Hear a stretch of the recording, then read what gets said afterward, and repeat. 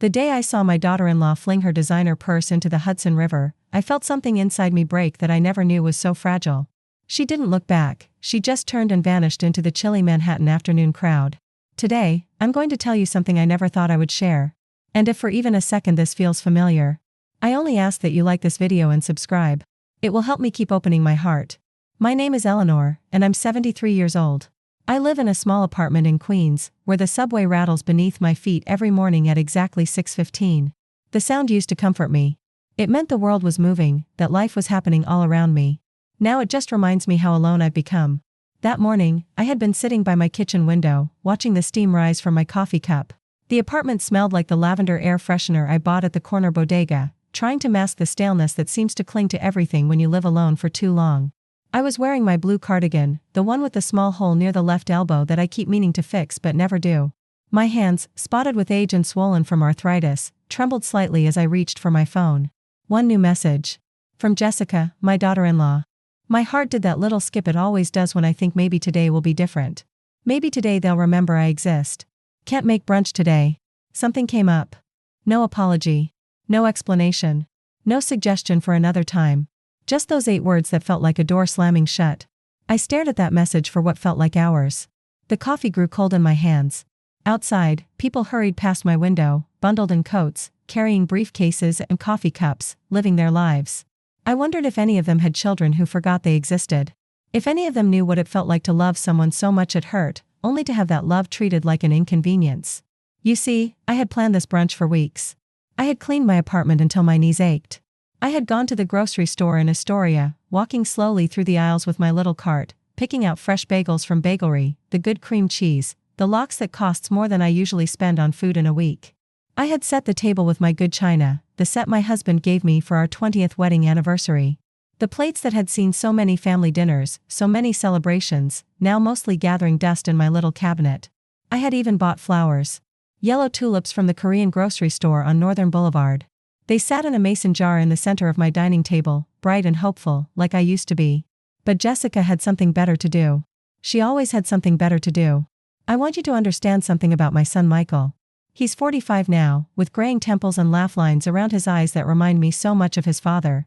When he was little, he used to crawl into my bed during thunderstorms, pressing his small body against mine, whispering that he would always take care of me when I got old. He promised I would never be alone. Children make promises they don't remember when they grow up. But mothers never forget. Michael met Jessica 12 years ago at some networking event in Manhattan. She was beautiful in that calculated way some women are, with perfectly styled blonde hair and clothes that cost more than my monthly social security check. She worked in finance, something about investments and portfolio management that I never fully understood. She spoke in numbers and percentages, her voice crisp and efficient, like she was always closing a deal. From the beginning, I could tell she didn't like me. Not because I had done anything wrong, but because I represented something she wanted to leave behind. I was proof that Michael had a life before her, a family that wasn't the upscale Manhattan lifestyle she was crafting for them.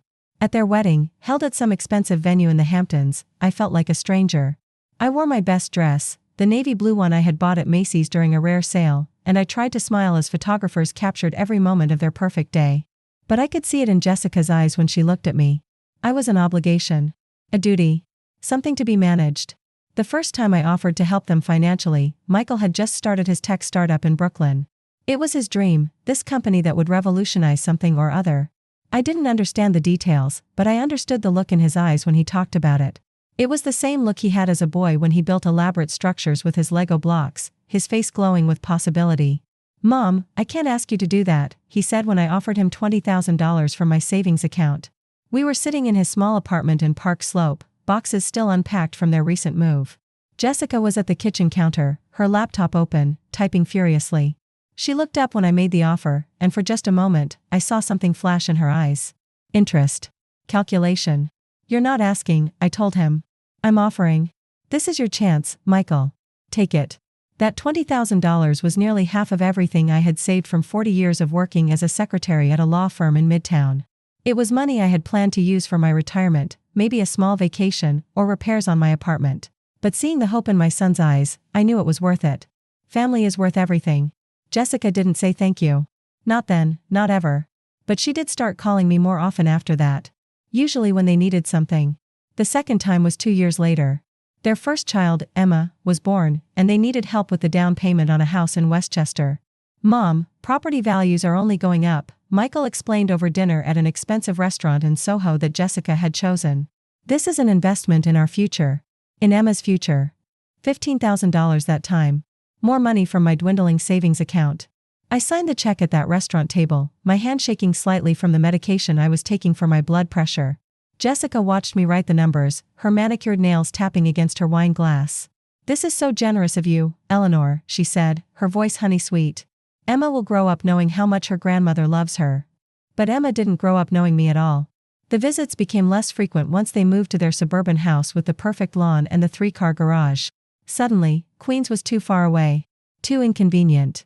Too much trouble for their busy schedules. I started taking the train to see them instead. An hour and 20 minutes each way, my arthritis flaring up from the hard seats, my purse clutched tightly as the train swayed through tunnels and over bridges. I would arrive with homemade cookies for Emma, little gifts I had picked out carefully, stories I had saved up to tell them about my week. They would let me stay for an hour, maybe 2 if I was lucky. Emma would play with her expensive toys while Jessica checked her phone and Michael caught up on work emails. I would sit on their pristine white couch, afraid to touch anything, feeling like an intruder in my own son's life.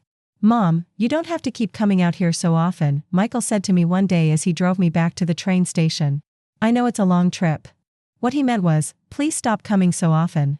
What he meant was, "You're becoming an inconvenience." But I kept coming anyway, because what else did I have?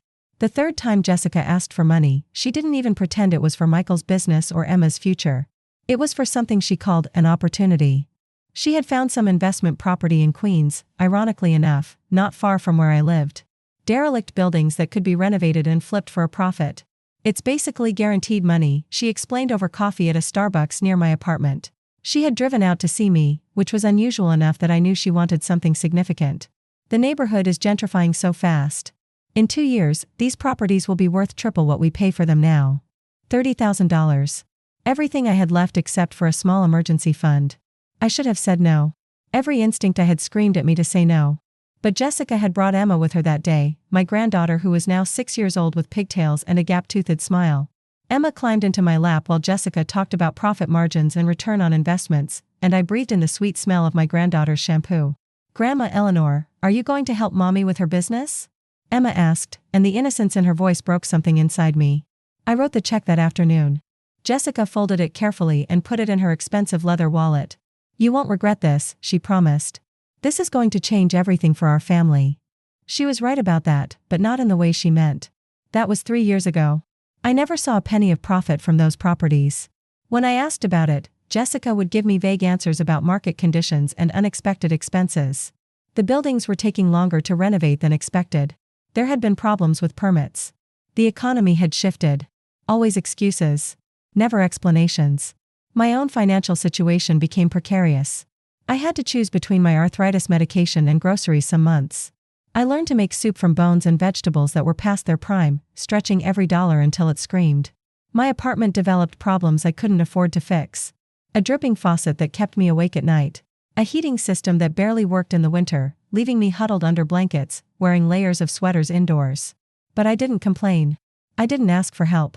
Because the alternative was admitting that I had made a terrible mistake. That I had been used. That the family I had sacrificed everything for saw me as nothing more than a source of funds. The neglect wasn't just financial.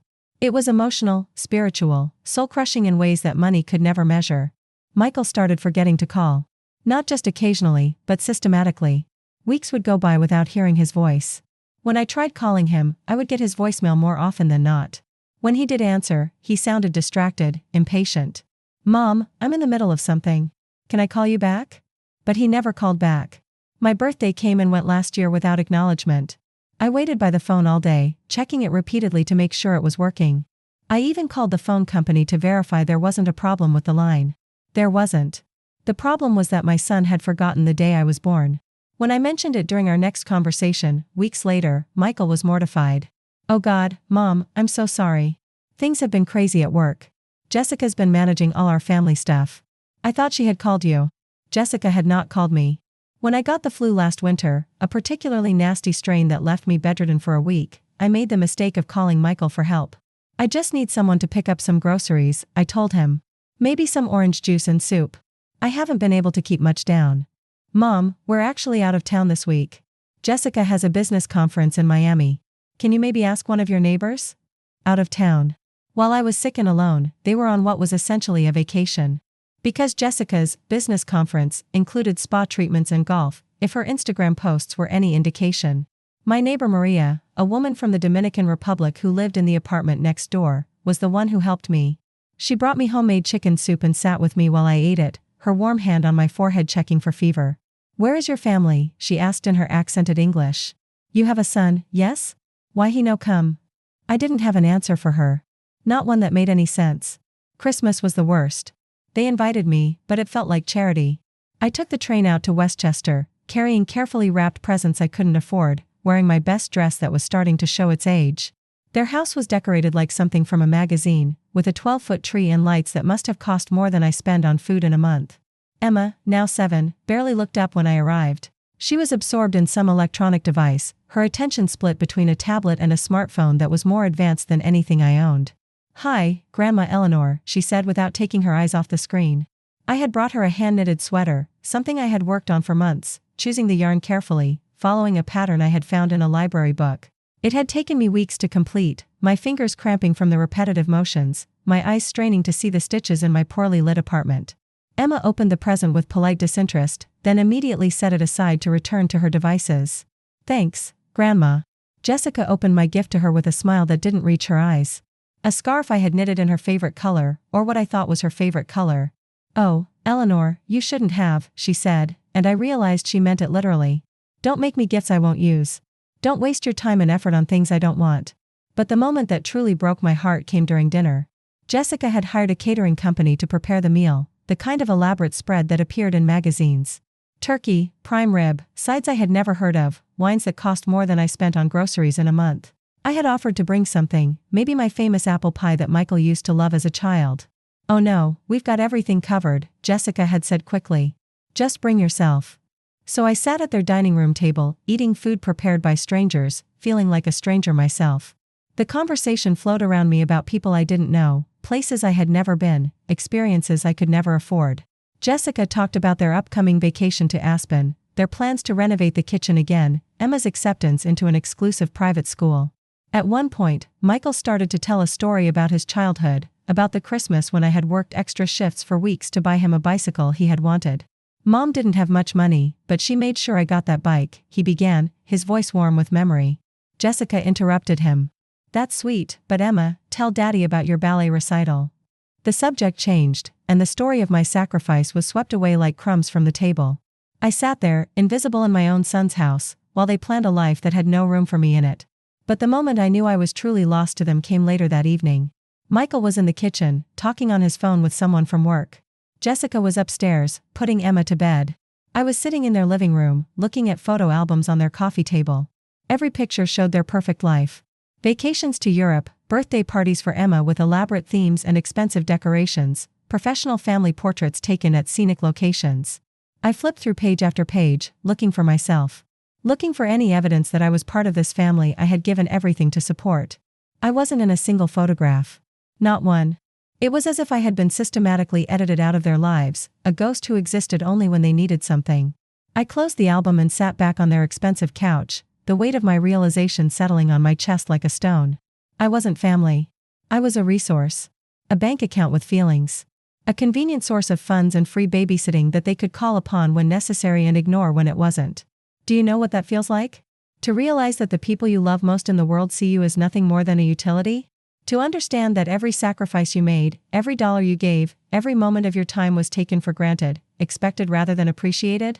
That night, I took the train back to Queens in a daze.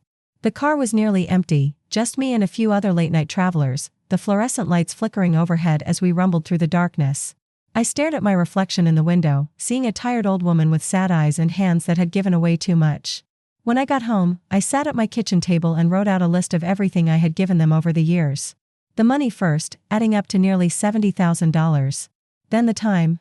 Hundreds of hours babysitting Emma while they went out to dinner, attended parties, took weekend trips. The emotional support during Michael's business struggles, the encouragement when Jessica was stressed about work, the unconditional love that I offered freely and received so sparingly in return. The list covered 3 pages in my careful handwriting. 3 pages of generosity that had been met with ingratitude, sacrifice that had been met with neglect. I folded the pages and put them in my jewelry box, next to my wedding ring and the small diamond earrings my husband had given me for our last anniversary before he died. Evidence of love, both given and received, both precious and painful. That was when I started to change. Not dramatically, not all at once, but slowly, like ice melting in spring. I began to question things I had never questioned before. I started to see patterns I had been blind to recognize manipulation I had mistaken for affection. The requests for money became more frequent and more urgent. Jessica would call with breathless excitement about new opportunities, always requiring immediate investment, always promising incredible returns that never materialized. "Eleanor, you have to decide today," she would say. "This kind of opportunity doesn't come along often." But I began to notice things. How she never asked about my health, my life, my feelings. How the conversation always steered toward what I could do for them, never what they might do for me. How my grandson barely knew my name, how Emma had been taught to see me as an occasional visitor rather than family. I started saying things like, "I'll need to think about it," or "Let me check my finances first." Simple delays that would have been reasonable from anyone else but seemed to irritate Jessica beyond measure. "Eleanor, don't you trust us?" she would ask, her voice taking on that wounded tone that had worked so well in the past. "After everything we've been through together as a family?" Everything we'd been through. As if she had been through anything except spending my money. The breaking point came on a cold February morning, exactly 8 months ago. I had been fighting a particularly bad bout of bronchitis, the kind that settles deep in your chest and makes every breath feel like work. I hadn't been able to sleep for days, the coughing keeping me awake, my apartment feeling like a tomb. I called Michael, something I rarely did anymore because I had learned not to expect much. "Honey, I'm really sick," I told him, my voice hoarse from coughing. "I was wondering if you could maybe pick up some medicine for me from the pharmacy. I don't think I should be driving." The silence on the other end of the line stretched out so long I thought the call had dropped. Finally, Michael spoke. "Mom, this really isn't a good time. Jessica has a big presentation today, and I'm watching Emma. Maybe you could call an Uber or something?" An Uber. To pick up medicine. Because his mother was sick and alone. Or, he continued, and I could hear the discomfort in his voice, "maybe that neighbor of yours could help you out?" "What's her name?" "Maria." It was Maria who helped me, of course. Maria who brought me soup and medicine. Maria who sat with me when I couldn't stop coughing, who called her own doctor to ask about my symptoms when I was too proud to go to the emergency room. "Your son," she said to me that day, shaking her head. "Why he no come? You sick? You need family." I didn't have an answer for her then. But I do now. 3 days later, while I was still recovering, Jessica called. Not to ask about my health, not to apologize for their absence during my illness. She called because she had found another investment opportunity. "Eleanor, I'm calling with incredible news," she said, her voice bright with false enthusiasm. "Remember those properties in Queens I told you about? Well, the renovation is finally complete, and we're ready to flip them. But there's a slight complication. There was always a complication. The buyer wants to close immediately, but there are some fees we didn't anticipate. Nothing major, just about $15,000 for legal costs and inspections. But once we pay that, we're looking at a profit of over $200,000. $15,000. Money I didn't have, for properties that I wasn't even sure existed anymore. "Jessica," I said, my voice still rough from being sick, "I need to ask you something." "Of course, Eleanor." "What is it?"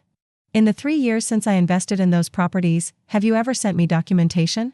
Contracts, inspection reports, anything that shows what's happening with my money?" Another long pause. "Well, Eleanor, you know how complicated real estate transactions can be. There's so much paperwork, and most of it is just technical jargon. I didn't want to bore you with, I want to see the paperwork, Jessica. All of it. Before I consider investing another penny." The change in her tone was immediate and startling. The false sweetness evaporated, replaced by something cold and sharp. "Eleanor, I'm not sure what you're implying, but I think you're letting your illness make you paranoid. This is family we're talking about. Don't you trust your own son?" But Michael wasn't asking for the money. Jessica was. Michael probably didn't even know about this call. "I'll think about it," I said, and hung up before she could respond. That night, I couldn't sleep. Not because of my lingering cough, but because of the growing certainty that I had been played for a fool. I sat at my kitchen table, looking out at the lights of Queens, thinking about all the times Jessica had asked for money, all the promises that had never been kept, all the returns on investment that had never materialized. The next morning, I did something I should have done years ago. I called the Queens Borough office and asked about the properties Jessica claimed to have purchased with my money. I gave them the addresses she had mentioned, some of which I remembered because they were in neighborhoods I knew. "Ma'am, I'm not showing any active renovation permits for those addresses," the clerk told me. "And according to our records, one of those buildings was demolished 6 months ago for new construction." Demolished. The building that she claimed to be renovating, that she said was going to make us all rich, had been torn down. That afternoon, I made another call. This time to a lawyer. Not the expensive kind that Michael and Jessica probably used, but a small practice in Astoria that handled cases for people like me. People who couldn't afford to be cheated but couldn't afford high-priced legal help either. "Mrs. Chen," the lawyer said after I had explained my situation, "what you're describing sounds like investment fraud. Have you kept records of the money you gave them?" I had. Bank statements, canceled checks, even some email exchanges with Jessica. Evidence of nearly $70,000 handed over with trust and received with lies. "The challenge," the lawyer continued, "is that this was family. They're going to claim these were gifts, not investments. They're going to say you gave the money freely, with no expectation of return." But she promised returns. She talked about profits, about this being an investment. Promises made within a family are hard to prosecute, Mrs. Chen. But fraud is fraud, regardless of relationship. I think we should send a letter, demanding documentation of how your money was used. If they can't provide that documentation, they couldn't provide it because it didn't exist. The money had gone into their lifestyle, their house, their vacations. My sacrifice had funded their comfort while I sat in my cold apartment, choosing between medicine and food. The letter was sent on a Thursday morning in March. By Friday afternoon, my phone was ringing with calls from both Michael and Jessica. I didn't answer. For the first time in years, I let them wonder where I was, what I was thinking, whether I was available to meet their needs. The messages they left were illuminating. Michael sounded confused and hurt. "Mom, what's going on? Jessica said you're threatening to sue us? There must be some misunderstanding." Jessica's message was different. Angry. "Eleanor, I can't believe you would involve lawyers in a family matter. This is going to destroy our relationship with Michael. Is that what you want?" What I wanted was my money back. What I wanted was respect. What I wanted was to be treated like family instead of like a resource to be exploited. But more than any of that, what I wanted was the truth. I got it, but not in the way I expected. It was a Tuesday morning in April, one of those spring days in New York when the city seems to exhale after a long winter. I had taken the subway into Manhattan to meet with my lawyer, to discuss the response we had received from Jessica's attorney. The response that basically said I had given gifts to family members and had no legal right to expect anything in return.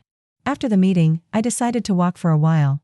My lawyer's office was in Lower Manhattan, and I found myself wandering toward the Hudson River, drawn by the promise of open space and fresh air.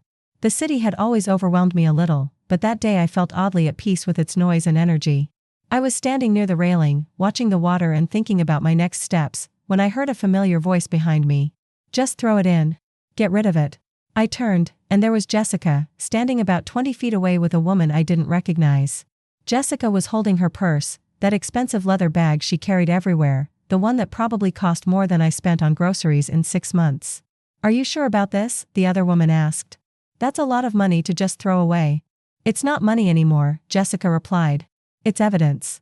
And then she did something that made my blood freeze in my veins. She drew back her arm and hurled that purse as far as she could into the Hudson River. It hit the water with a splash and immediately began to sink, taking whatever was inside down into the muddy depths. The other woman shook her head. "I still think we should have found another way." "There is no other way," Jessica said. "That old woman has gotten too curious. If she keeps digging, she's going to find out about the offshore accounts. About all of it." Offshore accounts. The words hit me like a physical blow. "How much are we talking about?" the other woman asked. 7 figures. Maybe 8, if you count everything. Jessica's voice was casual, like she was discussing the weather. "Don't worry about it, Diana. Michael doesn't even know. He thinks we're living on his startup money and small investments. He has no idea what I've really been doing." 8 figures. $8 million or more, hidden from my son. Money that Jessica had accumulated while telling me she needed my savings for property investments. While letting me sacrifice my retirement, my medical care, my basic comfort, she had been building a fortune that she kept secret even from her own husband. "And the mother-in-law?" Diana asked. "What about her?" "She's not going to stop asking questions. You know that, right? Old women like that, they get something in their head and they don't let go." Jessica laughed, a sound like breaking glass. "Let her ask questions. What's she going to do, sue us? She's 73 years old with no money and no influence. Who's going to believe some bitter old woman over a successful investment advisor? Is that what I was to her? A bitter old woman? The person who had given her everything, who had loved her son with every breath in my body, who had welcomed her into our family despite the coldness I felt from her from the very beginning. Besides, Jessica continued, she'll probably be dead in a few years anyway. These old people, they don't last long once they start getting sick and isolated. The casual cruelty of those words hit me harder than any physical blow could have. She was counting on my death. Planning for it. Waiting for it. They started walking away, their conversation fading as they moved along the river path. I stood there, frozen, my hands gripping the railing so tightly my knuckles had gone white. Everything I had suspected, everything I had feared, was not only true but worse than I could have imagined. Jessica hadn't just defrauded me of $70,000. She had millions hidden away, money that rightfully belonged to my son, money that she was keeping secret while bleeding our family dry. And she was so confident in her deception, so sure of her power over all of us, that she could joke about my death as a solution to her problems. I don't remember walking home that day. I don't remember the subway ride or climbing the stairs to my apartment. The next clear memory I have is sitting at my kitchen table, staring at my hands and trying to process what I had witnessed. My first instinct was to call Michael immediately. To blurt out everything I had seen and heard. But something held me back. Maybe it was the knowledge that Jessica was right about one thing. Who would believe me? A 73-year-old woman with no proof, making wild accusations against the woman my son loved. I needed evidence. Real evidence. Not just my word against hers. That night, I called Maria. I need your help with something, I told her. Something important. Maria came over within minutes, bringing tea and that warm, solid presence that had become so precious to me. I told her everything. About the money I had given them, about the lawyer's letter, about what I had witnessed by the river. Dios mío, she whispered when I finished. This woman, she is evil. How could she do this to family? I need proof, I said. I need something more than just what I heard. Maria was quiet for a long moment, thinking. Finally, she spoke. My nephew, he works in computers.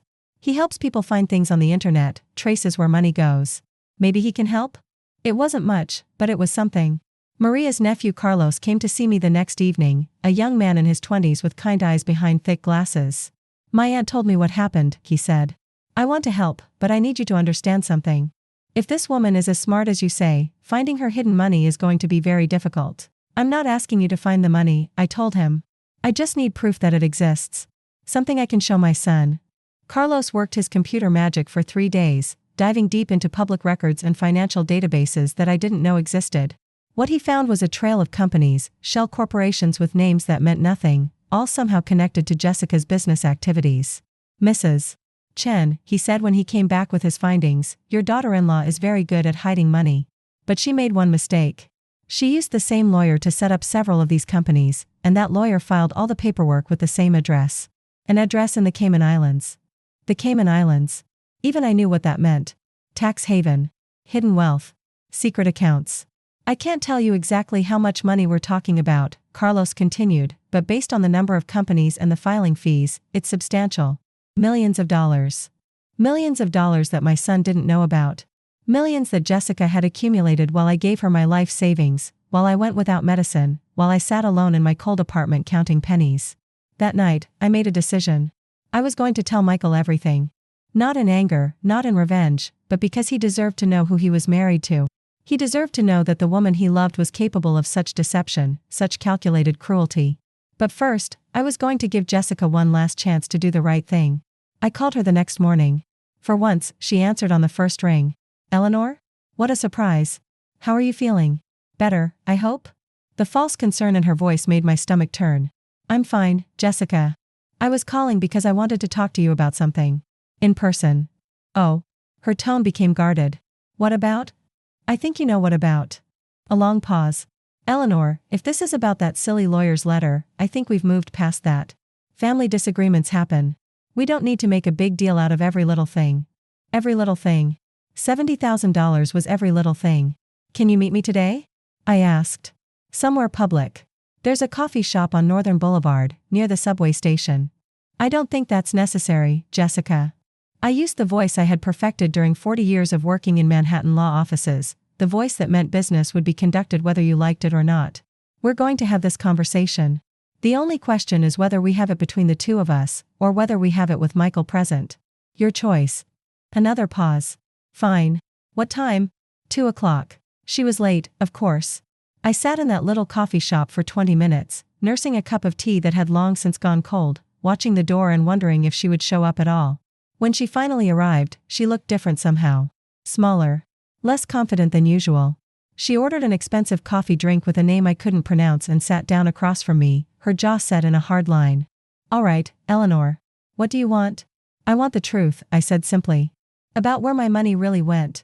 About the properties that don't exist. About the offshore accounts. The change in her expression was immediate and alarming.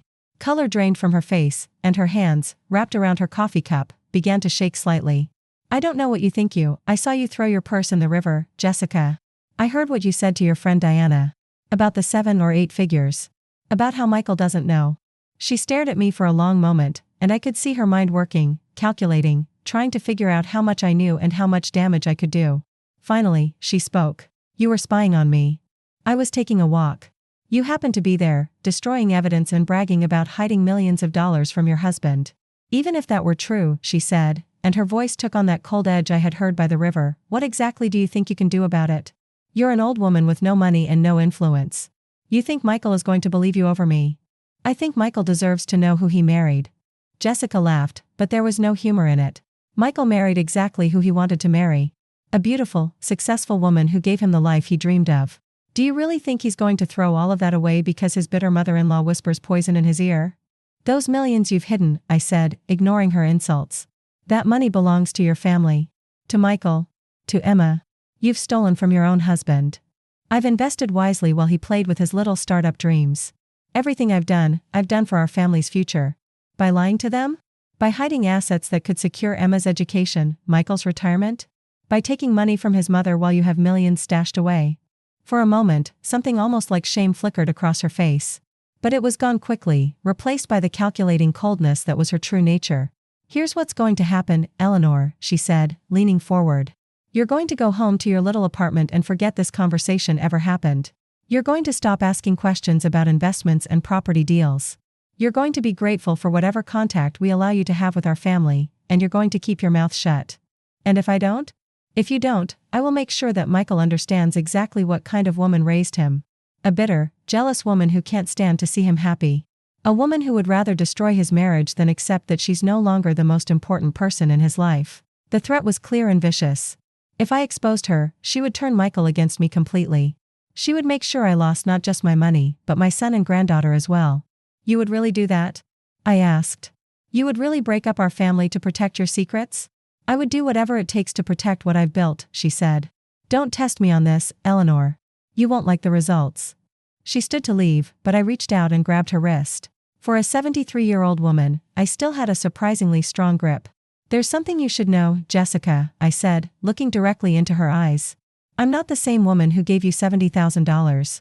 I'm not the same woman who sat quietly while you ignored me, insulted me, and treated me like an inconvenience. That woman is gone. And the woman who replaced her doesn't scare easily.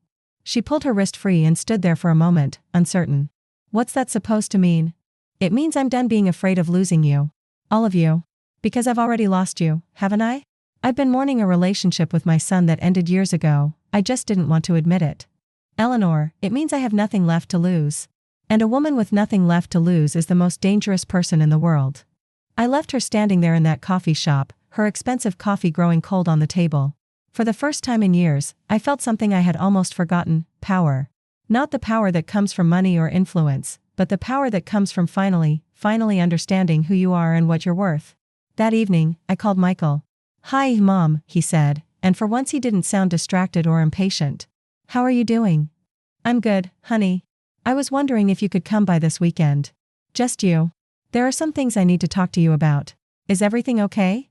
Everything will be okay, I told him. But there are some things about Jessica that you need to know. The silence on the other end of the line stretched out for a long time. Finally, Michael spoke, and his voice was very quiet. Mom, what are you saying? I'm saying that your wife has been lying to you about money. About investments. About a lot of things.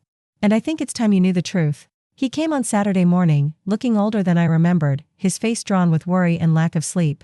We sat at my kitchen table, the same table where I had written those checks years ago, where I had planned the family brunches that never happened, where I had counted my dwindling savings while wondering where I had gone wrong. I told him everything.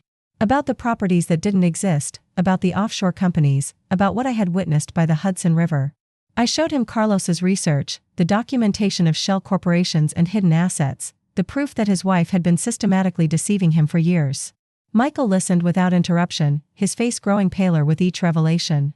When I finished, he sat in silence for a long time, staring at the papers spread across my table. 8 figures, he finally said. She has 8 figures hidden away? At least. Maybe more. While you? He looked around my small apartment, taking in the peeling paint, the ancient appliances, the furniture that had seen better decades. While you've been living like this. It's not about me, Michael. It's about you. About Emma. About the fact that you're married to someone who is capable of this level of deception. He put his head in his hands. I don't understand. We've been struggling to make ends meet. The business has been barely breaking even. She said we needed to be careful with money, that we couldn't afford to help you more than we already were. Couldn't afford to help me. While she had millions. There's more, I said gently. The things she said by the river, about me. About hoping I would die soon so I would stop asking questions. Michael's head snapped up. She didn't say that. She did, honey. I heard her. For a moment, I thought he was going to argue with me, to defend his wife despite the evidence spread out before him. But then his shoulders sagged, and I realized he was crying. I'm so sorry, Mom, he whispered. I'm so sorry for all of it. For not seeing what was happening. For not being there when you were sick. For letting her treat you the way she has. I moved around the table and put my arms around my son, the way I had when he was small and the world had hurt him. He leaned into me, and for a moment we were just a mother and son, holding each other against the pain. What do I do? He asked. How do I face her with this? How do I explain to Emma that her mother is a criminal, I said quietly. Because that's what she is, Michael. What she's done, hiding marital assets, defrauding family members, that's criminal behavior. Michael was quiet for a long time, thinking. She'll deny it all, he finally said. She'll say you're lying, that the research is wrong, that this is all some kind of misunderstanding. Then we make sure she can't deny it. We get more proof. We force her to admit the truth. How? I had been thinking about this since my confrontation with Jessica. She thinks she holds all the power because she thinks you don't know about the money. But what if you did know? What if you confronted her with specific information, documentation she doesn't know we have? You want me to set her up? I want you to give her a chance to tell you the truth. If she takes it, if she admits what she's done and agrees to make things right, then maybe we can work through this as a family. If she doesn't, then I know exactly who I married. We spent the rest of that Saturday planning our approach. Michael would confront Jessica that evening, armed with specific information about the offshore accounts and shell corporations. He would give her the chance to come clean, to admit what she had done and to begin making amends. If she refused, if she continued to lie and manipulate, then we would take the evidence to both the police and a divorce attorney. I want you to know something, Mom, Michael said as he was getting ready to leave. Whatever happens with Jessica, I'm going to make sure you're taken care of. I should have been doing that all along. I don't need you to take care of me, honey. I just need you to love me. And maybe call once in a while.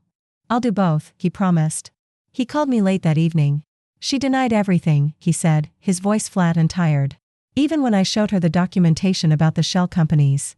She said it was all a misunderstanding, that you had misinterpreted what you saw, that the offshore accounts belonged to her clients, not to her. Do you believe her? No, he said simply. And I think that's what scared her the most. She could see in my face that I didn't believe her. She could see that everything had changed. How did you leave it? I told her I needed time to think. That I was going to stay at a hotel for a few days while I figured out what I wanted to do. And Emma? She's confused and scared. She doesn't understand why Daddy is suddenly going away, why Mommy is crying all the time. His voice broke slightly. I hate that she has to go through this. She's going through it anyway, Michael.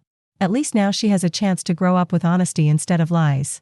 Over the next few days, Jessica tried everything. She called Michael constantly, alternating between tears and anger. She called me, switching between pleading and threats. She even showed up at my apartment building, though I refused to let her in. But the most telling thing she did was hire a lawyer. Not a divorce attorney or a family counselor, but a criminal defense lawyer. Someone who specialized in financial crimes. If she had really been innocent, if the offshore accounts had really belonged to her clients, why would she need that kind of representation? The answer became clear when Michael's own attorney, armed with court orders and subpoena power, began digging deeper into Jessica's financial activities. What they found was worse than even I had imagined. The offshore accounts contained not just Jessica's hidden wealth, but money that belonged to her clients. She had been running what amounted to a Ponzi scheme, using new client investments to pay returns to older clients while skimming massive amounts for herself. My $70,000 hadn't gone into any real estate investments. It had gone into her personal accounts, mixed with the money she was stealing from the people who trusted her with their retirement savings. She had been a thief all along. A sophisticated, calculating thief who had used her marriage to my son as a cover for her crimes. When the FBI agents came to arrest her on a Wednesday morning in June, I was there. Not because I wanted to gloat or get revenge, but because Michael had asked me to be there for Emma. To help explain, as much as a 7-year-old could understand, why Mommy was going away. Jessica was led out of their Westchester house in handcuffs, her perfectly styled hair disheveled, her expensive clothes wrinkled from a sleepless night. She looked at me as they put her in the back of the federal car, and for just a moment, I saw something I had never seen in her eyes before: fear. Not fear of prison, though I'm sure she was afraid of that too. Fear that her carefully constructed world had finally crumbled, that all her lies and manipulations had finally caught up with her. The trial lasted 6 months. Every day, more evidence emerged of the scope of Jessica's crimes. Dozens of families who had trusted her with their life savings. Elderly clients who had lost everything to her schemes. People like me, who had believed in her promises and ended up with nothing. The prosecutor called me as a witness, to testify about how Jessica had defrauded me personally. I sat in that witness chair, looking at the jury of my peers, and told them about the checks I had written, the promises I had believed, the way I had been manipulated and used. But more than that, I told them about the woman who had coldly discussed my death as a solution to her problems. The woman who had stolen from her own husband while bleeding his family dry. The woman who had shown no remorse, no empathy, no recognition that the people she hurt were human beings with their own dreams and struggles. Jessica was sentenced to 15 years in federal prison. Most of the money was recovered and returned to the victims, including your $70,000.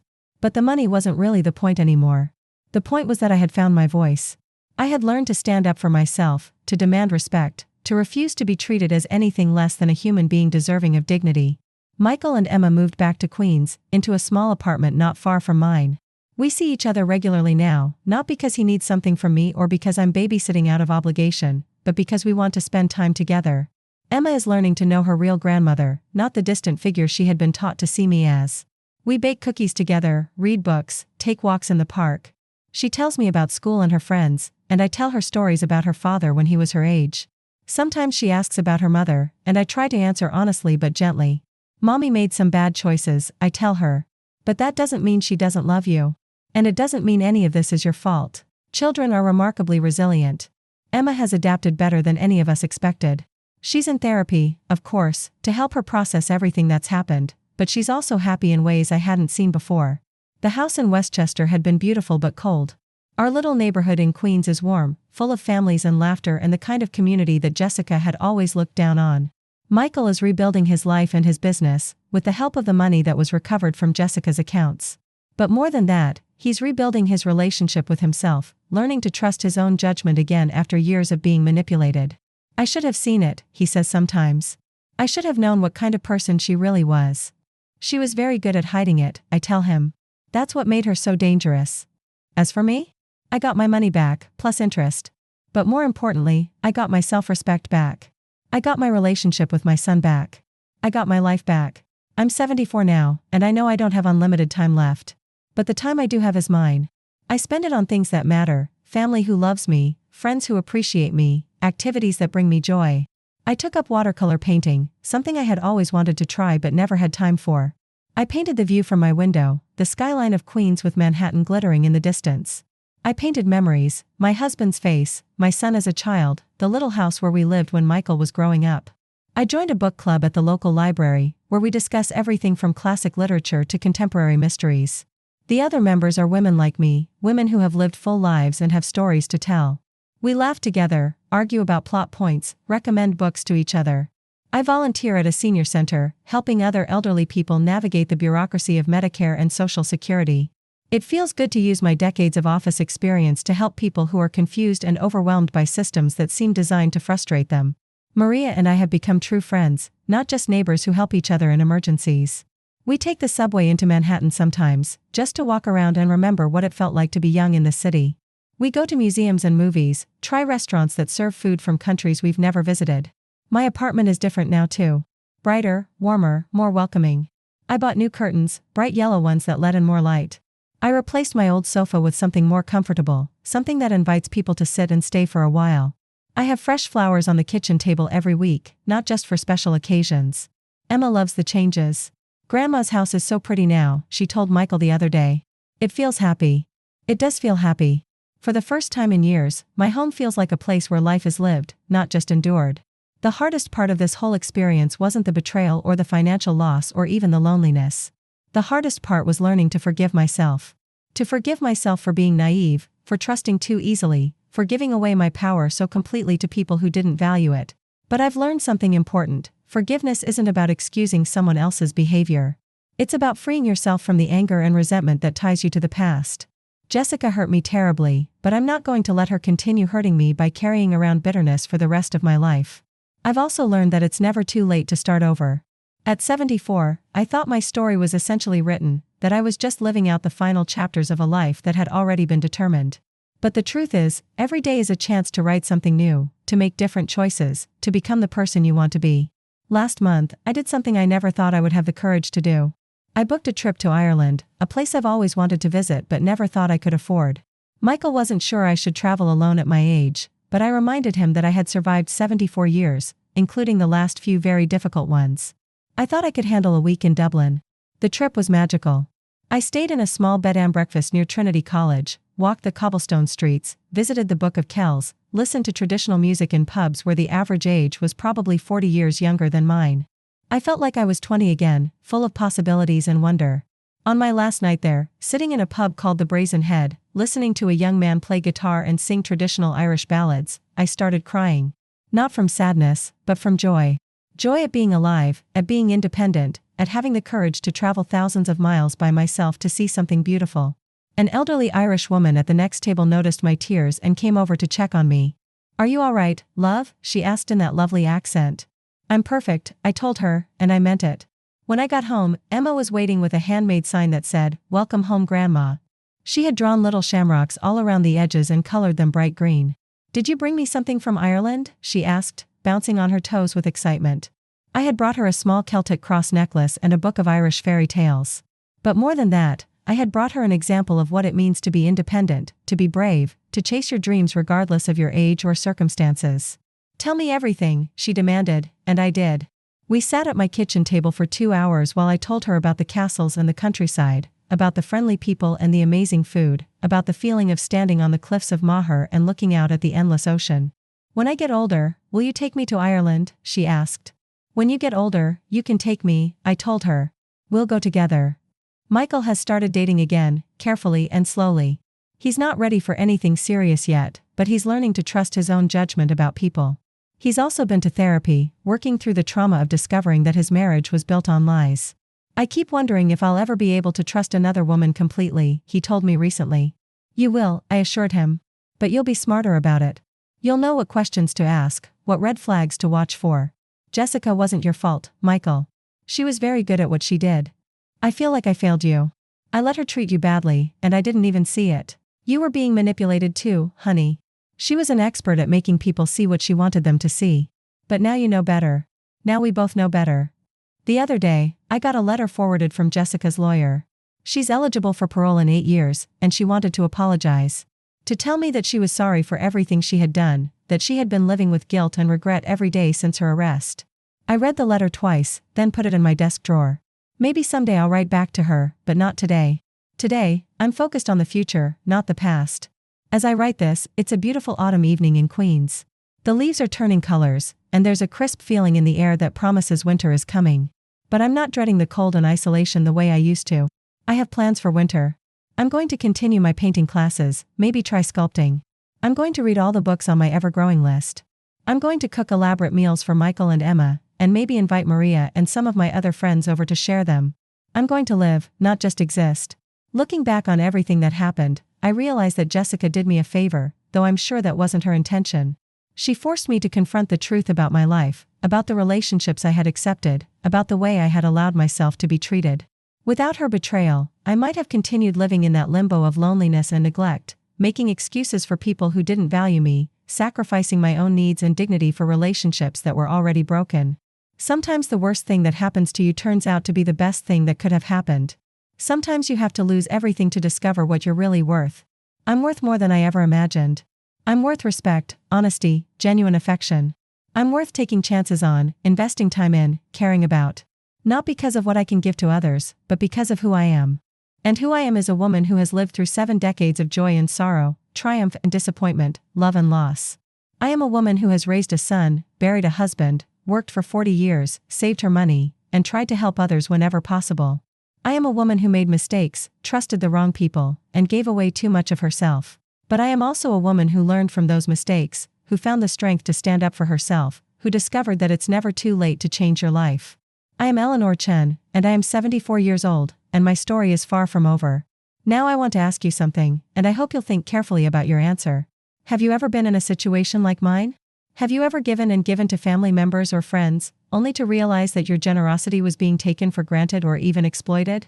Have you ever felt invisible in your own family, like your needs and feelings didn't matter as much as everyone else's? Or maybe you know someone who's going through something similar right now. Someone who's been isolated, neglected, or taken advantage of by people who should be caring for them.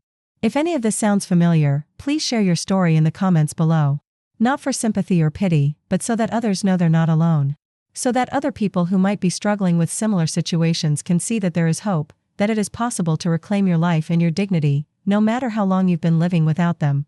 And if this story has touched you in any way, if it's made you think about the older adults in your own life or reminded you to value the people who have sacrificed for you, please like this video and subscribe to my channel.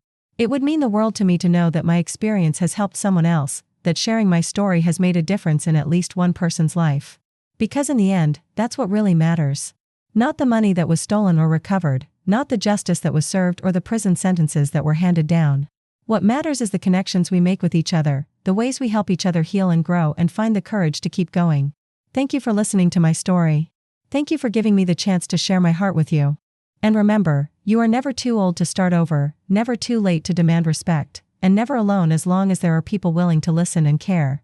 Until next time, take care of yourselves, and take care of each other.